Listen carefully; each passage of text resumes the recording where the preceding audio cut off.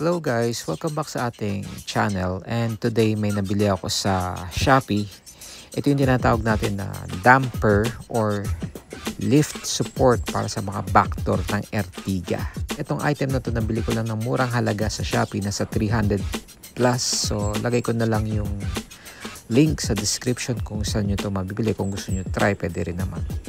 So itong item na to, hindi ito yung mamahalin, hindi ito yung original. So replacement lang ito. So medyo nagtitipid ako, kaya ito muna yung binili ko. So kung na-try nyo na itong item na to, pwede kayo mag-comment dito sa video natin para awareness na rin para sa mga ibang car owners ng Ertiga.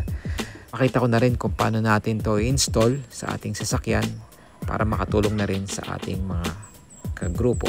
At syempre, bago natin to install, mag-like and subscribe and hit nyo yung notification bell para aware kayo sa mga bago nating post. Let's go!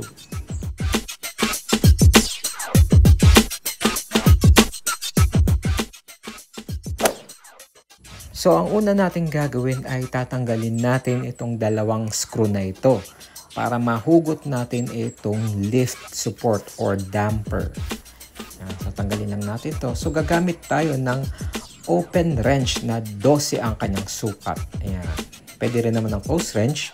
Basta wag lang kayo gagamit ng ibang pantanggal ng tornilyo katulad ng vice grip or kahit anong pliers o plies. Syempre para hindi mabilog itong tornilyo na ito. At syempre ang tamang pag-ikot nito ay counterclockwise.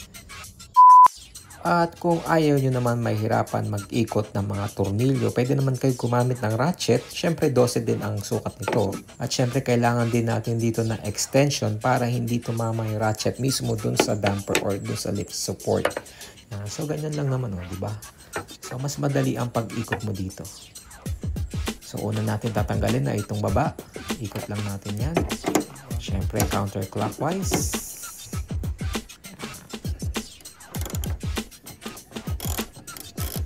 Ngayon yung isang tornilyo naman. Lagi nyo uunahin yung nasa baba. Kasi yung puwersa ng damper ay nandun sa taas.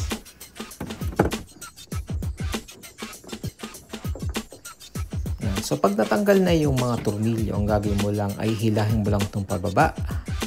Yan. At remind ko lang kayo, mas maganda kung meron kayong pangtukod dun mismo sa pinto para hindi kayo mangalay, or kung meron kayong katulong, pwede mo pahawak sa kanila yung pinto.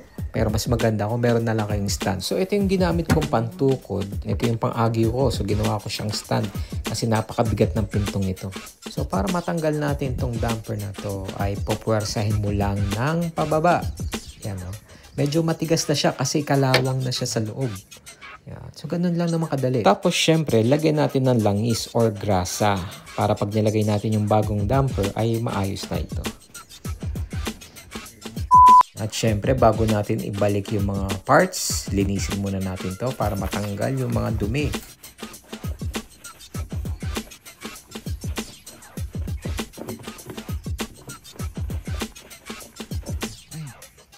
At syempre, pati itong kabila, linisin na rin natin. Biruin mo, napakadumi niyan, no? Grabe.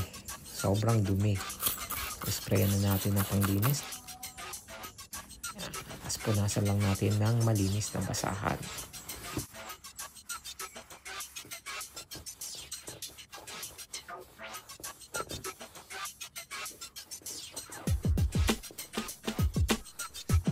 Yan, malinis na. So, pwede na natin ikabit yung mga parts. Next, kabit muna natin itong damper dito sa pinaka-bracket niya. Ipipress mo lang na madiin. Pati ito. Diin mo lang yan. Diba? Ganun lang siya kadali. Hindi mahirap ikabit. Tapos, ang technique naman dito, para hindi ka mahirapan, iangat mo ng kaunti yung pinto. Isentro mo lang yung mga butas ng tornilyo at ang una mong ilalagay yung pinakamalapit doon sa damper. So ngayon, higpitan na natin. Gagamit tayo ng ratchet ulit.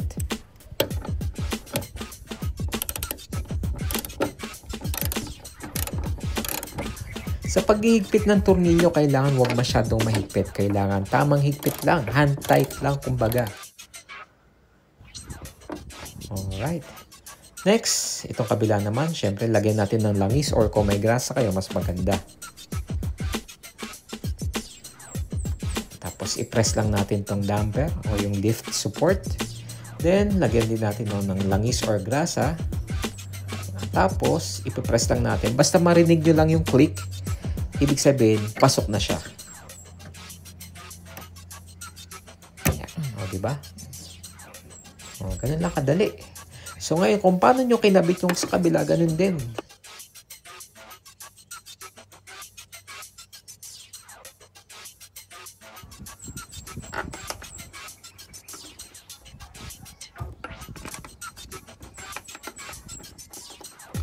Ito, ang ginamit ko naman dito ay open wrench. Hand tight lang ha, huwag masyadong mahigpit. Alright.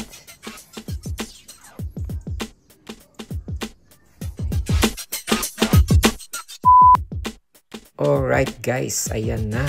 Naikabit na natin yung nabili natin sa Shopee na lift support or damper para sa backdoor ng mga Suzuki Ertiga. Yan, o, diba? Hindi naman siya ganun kahirap palitan. Hindi naman siya ganun kahirap. Hindi naman siya ganun kakomplikado. Basta sundin nyo lang yung tamang proseso. May proper tools lang kayo. Ang importante lang dito, meron kayong pangtukod dun sa pinto dahil napakabigat ng pinto nito. Pag tinanggal mo na yung isang damper, mabigat na talaga siya. So, mas maganda, meron kayong katulong or meron kayong pangtukod para hindi kayo mahirapan. Okay? At syempre, para sa mga nakabili na ng gantong damper, pwede kayong mag-comment dito sa ating video para malaman din ng iba kung ano ang mga opinion nyo sa item na ito. Syempre, sa ngayon wala pa akong pambili ng mamahalin na parts. So, binili ko muna itong tigti 300 pesos sa Shopee. Yan ba? Diba? Okay naman siya para sa akin. Sana nga lang tumagal siya. Alright guys, so sana nakatulong ako sa inyo at nabigyan ko kayo ng kaalaman kung paano magkabit or mag-install ng damper or lift support para sa backdoor ng mga Ertiga natin. Okay? So ito yung luma nating parts. So syempre wag natin itong basta-basta itatapon. Mas maganda i-dispose natin ito ng tama. At syempre kung meron kayong ibang way kung paano maglagay or mag-install nitong damper na to, comment nyo lang down below para makatulong na rin sa ating mga viewers. Kasi ako ganun ang ginawa ko. So tinanggal ko lahat. Minano-mano ko. So kung meron kayong way na mas madali magkabit, comment nyo lang down below para makatulong na rin. Alright? So syempre wag nyo rin kalimutan mag-like, subscribe sa ating channel. At syempre hit nyo yung notification bell para ma-notify kayo sa mga bago nating uploads. At syempre shoutout na rin sa ating mga kagrupo sa Club Ertiga Philippines. So mga masters, drive safe. Hanggang sa muli. Paalam! Hit subscribe. Thank you. Hello guys, welcome back sa ating channel, and today may nabili ako sa Shopee. Ito yung tinatawag natin na damper or lift support para sa mga backdoor ng Ertiga. Itong item na to nabili ko lang ng murang halaga sa Shopee, nasa 300 plus. So lagay ko na lang yung link sa description kung saan nyo to mabibili. Kung gusto nyo try, pwede rin naman. So itong item na to, hindi ito yung mamahalin, hindi ito yung original. So replacement lang ito. So medyo nagtitipid ako kaya ito muna yung binili ko. So kung na-try nyo na itong item na to, pwede kayo mag-comment dito sa video natin para awareness na rin para sa mga ibang car owners ng Ertiga. Makita ko na rin kung paano natin to install sa ating sasakyan para makatulong na rin sa ating mga kagrupo. At syempre bago natin to install, mag-like and subscribe and hit nyo yung notification bell para aware kayo sa mga bago nating post. Let's go!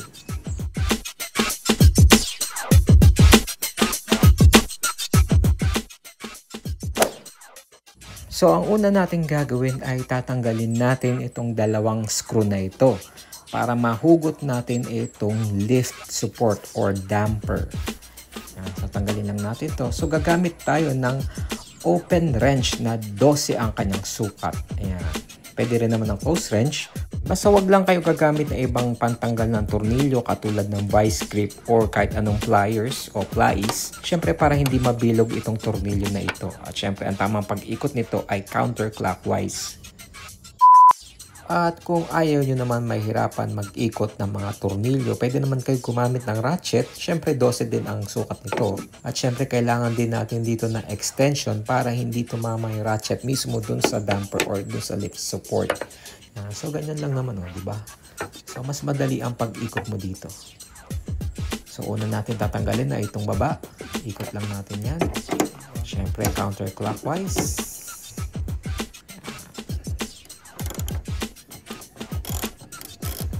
Ngayon yung isang tornilyo naman.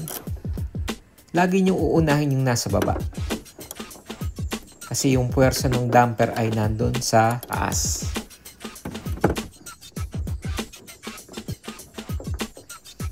So pag natanggal na yung mga tornilyo, ang gagawin mo lang ay hilahin mo lang itong pababa. Yan. At remind ko lang kayo, mas maganda kung meron kayong pangtukod dun mismo sa pinto para hindi kayo mangalay, or kung meron kayong katulong, pwede mo pahawak sa kanila yung pinto. Pero mas maganda kung meron na lang kayong stand. So ito yung ginamit kong pantukod. Ito yung pang-agyo ko. So ginawa ko siyang stand kasi napakabigat ng pintong ito. So para matanggal natin tong damper na to ay pupuwersahin mo lang ng pababa. Yan, no? Medyo matigas na siya kasi kalawang na siya sa loob. Yan. So ganun lang naman kadali. Tapos syempre lagyan natin ng langis or grasa para pag nilagay natin yung bagong damper ay maayos na ito. At syempre bago natin ibalik yung mga parts, linisin muna natin to para matanggal yung mga dumi.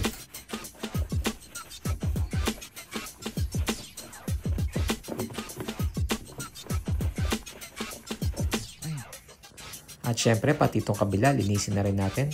Biruin mo, napakadumi niya, no? Grabe. Sobrang dumi. Sprayan na natin ng panglinis. Tapos punasan lang natin ng malinis na basahan.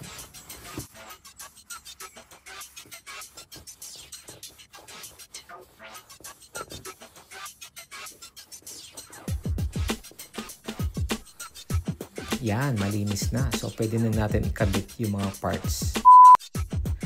Next, kabit muna natin itong damper dito sa pinaka-bracket niya. I-press mo lang na madiin. Pati ito. Diin mo lang yan. Diba? Ganun lang siya kadali. Hindi mahirap ikabit. Tapos, ang technique naman dito, para hindi ka mahirapan, iangat mo ng kaunti yung pinto. Isentro mo lang yung mga butas ng tornilyo at ang una mong ilalagay yung pinakamalapit doon sa damper. So ngayon higpitan na natin. Gagamit tayo ng ratchet ulit.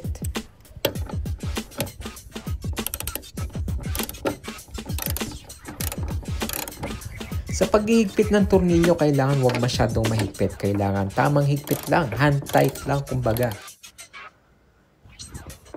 Alright. Next, itong kabila naman, syempre lagyan natin ng langis or kung may grasa kayo, mas maganda. Tapos i-press lang natin itong damper o yung lift support. Then, lagyan din natin ng langis or grasa. Tapos, ipipress lang natin. Basta marinig nyo lang yung click, ibig sabihin, pasok na siya. Ayan. O, diba? O, ganun lang kadali. So ngayon, kung paano nyo kinabit yung sa kabila, ganun din.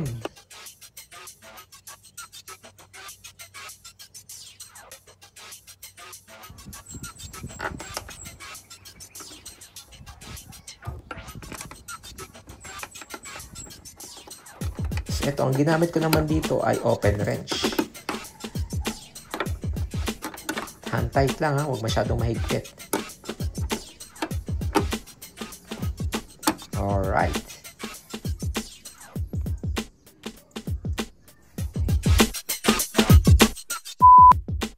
Alright guys, ayan na.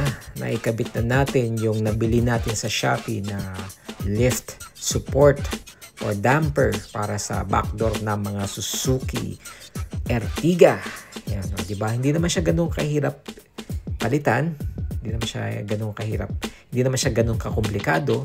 Basta sundin nyo lang yung tamang proseso, may proper tools lang kayo. Ang importante lang dito, meron kayong pangtukod dun sa pinto dahil napakabigat ng pinto nito. Pag tinanggal mo na yung isang damper, mabigat na talaga siya. So, mas maganda, meron kayong katulong or meron kayong pangtukod para hindi kayo mahirapan. Okay? At syempre, para sa mga nakabili na ng gantong damper, pwede kayo mag-comment dito sa ating video para malaman din ng iba kung ano ang mga opinion nyo sa item na ito. Syempre, sa ngayon wala pa akong pambili ng mamahalin na parts. So, binili ko muna itong tigti 300 pesos sa Shopee. Yan ba? Diba? Okay naman siya para sa akin. Sana nga lang tumagal siya. Alright guys, so sana nakatulong ako sa inyo at nabigyan ko kayo ng kaalaman kung paano magkabit or mag-install ng damper or lift support para sa backdoor ng mga Ertiga natin. Okay? So ito yung luma nating parts. So syempre wag natin ito basta-basta itatapon. Mas maganda i-dispose natin ito ng tama. At syempre kung meron kayong ibang way kung paano maglagay or mag-install nitong damper na to, comment nyo lang down below para makatulong na rin sa ating mga viewers. Kasi ako ganun ang ginawa ko. So tinanggal ko lahat. Minano-mano ko. So kung meron kayong way na mas madali magkabit, comment nyo lang down below para makatulong na rin. Alright? So syempre huwag nyo rin kalimutan mag-like, subscribe sa ating channel. At syempre hit nyo yung notification bell para ma-notify kayo sa mga bago nating uploads. At syempre shoutout na rin sa ating mga kagrupo sa Club Ertiga Philippines. So mga masters, drive safe. Hanggang sa muli. Paalam! Hit subscribe. Thank you.